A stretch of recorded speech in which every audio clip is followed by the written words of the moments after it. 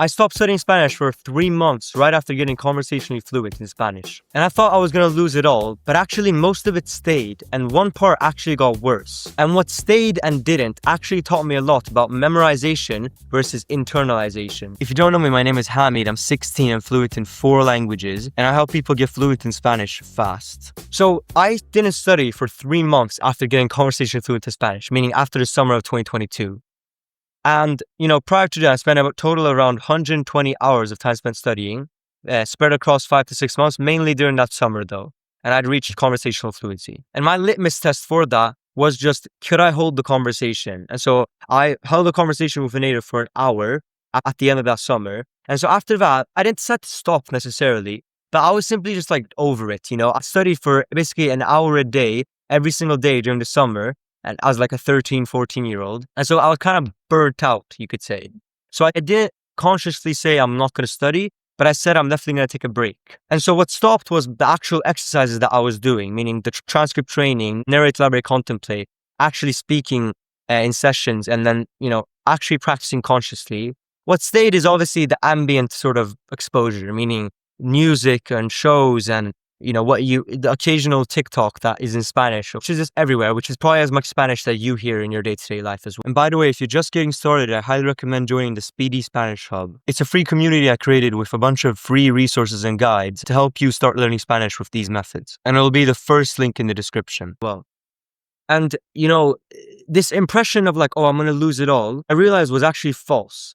The logic of Spanish and how to approach sentences completely stayed the same. The only thing that changed was that my speaking ability got slightly worse. I was a little rusty. I had to think a bit more before creating my sentences. But the approach, my understanding of Spanish stayed relatively the same. And so the fluency, the fluidity got slower, but the understanding and the vocab got basically the same. It was basically the same. This taught me that fluency, meaning a conversational fluency, which is built up of speaking and understanding, these halves don't decay at the same rate. And this is also my theory to why. Have you ever heard that a lot of people can understand the language, but they can't speak it? I think it's more common to understand the language and not be able to speak it very well. If you don't know, Sweden has a lot of immigrants. And so some of my immigrant friends, one of them from China, he understands all of Swedish. He understands everything that's going on.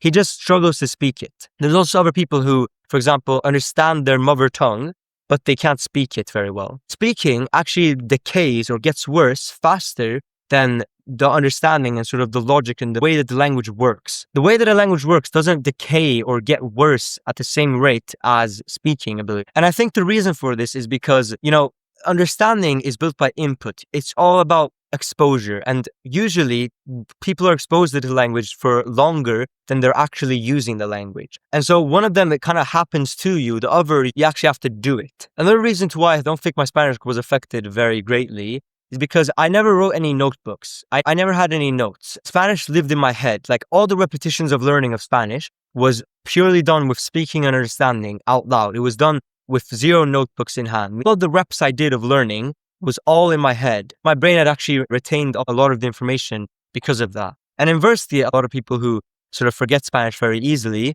have a lot of notebooks. Most of the people I see in school write notes, and no one gets fluent in school. That's kind of an established fact. What I observed was that the period of time that it takes to internalize a language, meaning to understand the logic of the language, to learn the structure, to get the Spanish brain, right? That time is a lot longer and requires a lot more effort than maintaining the language. And actually that amount of time and effort is actually much steeper, meaning it's a lot more than you might have thought.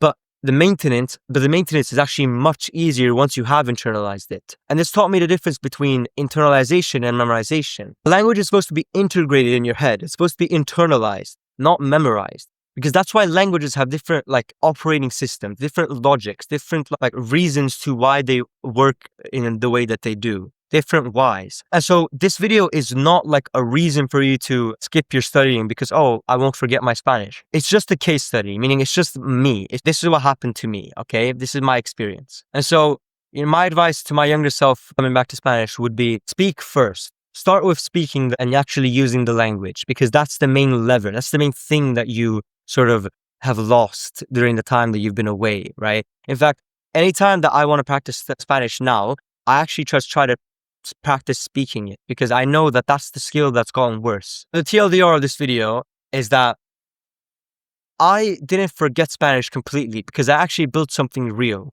And I built something real by actually understanding the logic of Spanish, by building my Spanish brain. Like I rewired my brain for the Spanish mind by understanding the logic of how Spanish operates. Now, I'm not the best at that. My Spanish is not perfect at all.